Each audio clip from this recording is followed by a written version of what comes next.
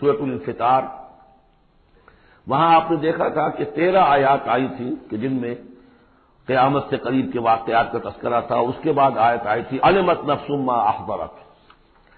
یہاں اس کو مختصر کیا ہے اور 4 آیات کے اندر، لیکن اس کے بعد علمت نفس ما قدمت واخرت اس کی وضاحت، اور جو نتیجہ نکلے گا سورہ تکویر میں وہ نہیں تھا کہ کیا نتیجہ نکلے گا، بلکہ یہ کہ کدھر جا رہے ہو، ادھر جا رہے ہو یا ادھر جا رہے ہو.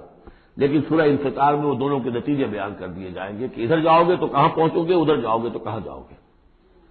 بسم اللہ الرحمن الرحیم. اذا السماء انفطرت، جب آسمان پھٹ جائے گا.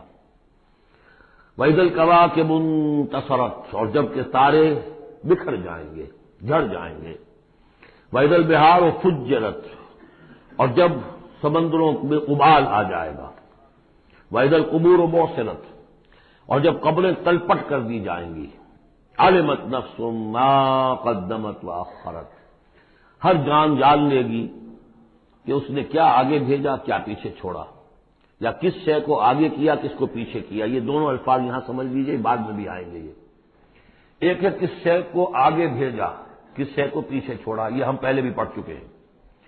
ایک یہ ہے کہ دنیا میں انسان کا ہر طرز عمل جو ہے وہ 2 چیزوں کے درمیان طے کرتا ہے کہ اس میں سے کس کو میں پرائرٹی نمبر 1 دوں، کس کو پرائرٹی نمبر 2 دوں. جس کو پرائرٹی نمبر 1 دی ہے، ترجیح نمبر 1، وہ ہے جس کو اس نے آگے کیا. جو ترجیح 2 میں رکھا وہ ہے جو پیچھے کیا. بس یہی سارا معاملہ ہے کہ تم نے آخرت کو ترجیح اول دی ہے یا دنیا کو، کس کو مقدم رکھا کس کو مؤخر. ایک راستہ یہ ہے کہ میرا مطلوب تو ہے آخرت، دنیا جتنی مل جائے نہ ملے تو بھی کوئی بات نہیں. ایک یہ ہے طرز عمل کہ میرا اصل مقصود ہے دنیا، آخرت کچھ مل جائے تو بونس ہے، کسی کی سفارش سے مل جائے کسی کے اور ہیلے بہانے سے مل جائے، لیکن مقصود میرا دنیا ہے. تو بما قدمت واخرت، کیا آگے کیا کیا پیچھے کیا، یا کیا آگے بھیجا کیا پیچھے چھوڑا. یا ایھا الانسان ما غرک بربک الکریم، اے انسان تجھے کس شخص نے دھوکے میں مبتلا کر دیا ہے اپنے رب کریم پر. یہ وہ مضمون ہے کہ جو سورہ حدید میں آ چکا ہے، سورہ لقمان میں آ چکا ہے. ولا یغرنکم باللہ الغرور، کہ یہ جو شیطان ہے یہ بے وسوسہ بھی پڑھاتا ہے، اس کی جو چالیں ہیں ہر ایک کے لیے ایک جیسی نہیں ہیں. کسی کو یہ ہے کہ کسی فرض سے روکنے کے لیے نفل میں لگا دے گا، تم نفل کاموں میں لگے رہو، مجھے اونچی عبادت ہے، تقرب اللہ حاصل ہو جائے گا. فرائض سے کنارہ کشی ہو جائے گی. کہاں یہ اقامت دین اور کہاں یہ فرائض دینی چھوڑو، آپ تو بس ذکر کیا کرو اور تہجد پڑھا کرو، رات کو جاگا کرو، بس یہ ہے اصل. لیکن تو فرض سے غافل کر کے اگر نوافل میں لگایا بیڑا غرق کر دیا. تو اسی طریقے سے یہ اس کی ایک چال ہے. اللہ تو بڑا غفور ہے، بڑا رحیم ہے، یہ کیا چھوٹی چھوٹی باتوں پر وہ پکڑے گا، خواہ تمہیں خیال ہے وہ اتنا کوئی خوردہ گیر نہیں ہے. اللہ بڑا غفور ہے، کریم ہے، رحیم ہے. اب اس سے وہ جری کرتا تھا کہ جرت بڑھتی جا رہی ہے اسی پر کہ اللہ کی شان غفاری پر دھوکہ کھا رہا ہے. یا ایھا الانسان ما غرک بربک الکریم، کس چیز نے تجھے دھوکے میں ڈال دیا ہے اپنے رب کریم کے بارے میں. الذی خلقک فسواک فعدلک، جس نے تمہیں تخلیق کیا پھر تمہارا تسویہ کیا، پھر تمہارے اندر اعتدال پیدا کیا، برابر کیا. عدلک، تمہارے قواعد جسمانی قواعد نفسیاتی ان سب میں ایک اعتدال پیدا کیا ہے. یہ عدل جو ہے یہ گویا کہ اس تخلیق کے اندر بھی مضمر ہے، انہیرنٹ ہے. اور اللہ تعالیٰ بھی عدل کرے گا تاکہ جو بھی گناہگار ہیں ان کو سزا دی جائے اور جو نیکوکار ہیں ان کو جزا دی جائے. یہ اس کا تقاضا ہے.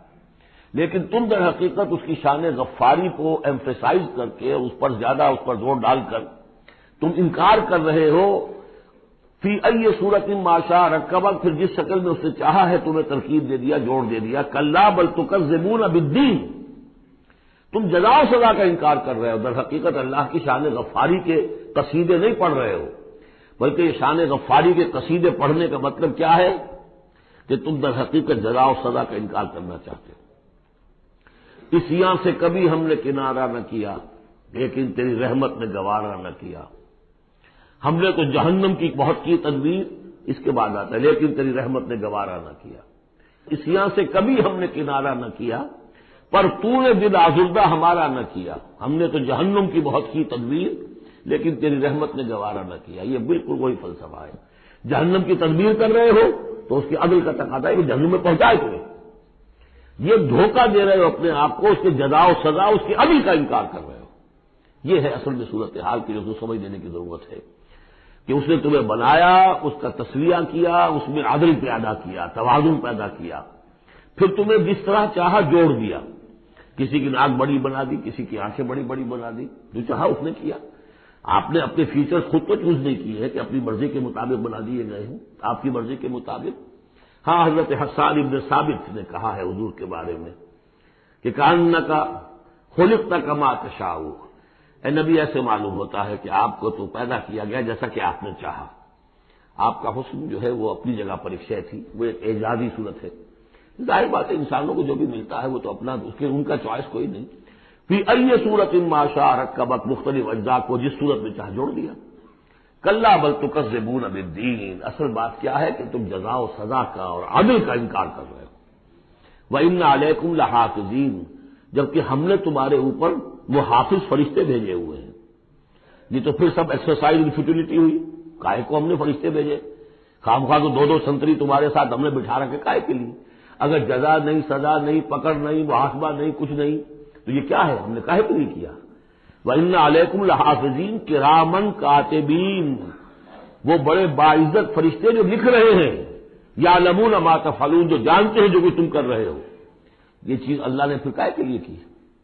یہ سب جیسا کہ میں نے کہا ایکسرسائز ان فیوٹیلٹی ہے، یہ تو عبث ہے، کار عبث، اور اللہ تعالیٰ کوئی کار عبث بیکار نہیں کرتا۔ تو نتائج نکلیں گے۔ نتائج کیا ہیں؟ ان الابرار لفی نعیم، نیکوکار اللہ کے وفادار بندے وہ ہوں گے نعمتوں میں، وان الفجار لفی جہیم، اور جو فاسق و فاجر ہوں گے، جو کہ اپنی نفس کی شہوات و خواہشات کے بندے بندے ہوں گے، لفی جہیم، وہ جہنم میں ہوں گے۔ یصلونھا یوم الدین، داخل ہوں گے اس میں یوم الدین کو، جزا و سزا کے فیصلے کا دن۔ وما هم عنھا بغائبین، پھر وہ وہاں سے کہیں جا نہیں سکیں گے، غائب نہیں ہو سکیں گے، وہاں سے نکلنے کا کوئی سوال نہیں، وہاں سے بھاگ جانے کی کوئی جگہ نہیں۔ وما ادراک ما یوم الدین، اور تمہیں کچھ پتا ہے، کسی نے کچھ بتایا ہے یوم الدین کیا ہے؟ ثم ما ادراک ما یوم الدین، پھر تمہیں کچھ اندازہ ہوا ہے کہ یوم الدین کیا ہے؟ یوم لا تملک نفس لنفس شیئا والامر یومئذ للہ، جب کسی جان کو کسی دوسری جان کے لیے کوئی اختیار حاصل نہیں ہوگا، اور امر کل کا کل اللہ کے ہاتھ میں ہوگا۔ والامر یومئذ للہ، لمن الملک اليوم للہ الواحد القہار۔ واتقوا یوما لا تجزی نفس عن نفس شیئا ولا يقبل منها شفاعۃ ولا یؤخذ منها عدل ولا هم ينصرون، وہ دن جانتے ہو وہ دن؟ وما ادراک ما یوم الدین ثم ما ادراک ما یوم الدین یوم لا تملک نفس لنفس شیئا والامر یومئذ للہ۔ بارک اللہ لی ولکم فی القرآن العظیم ونفعنی وإیاکم بالآیات والذکر الحکیم۔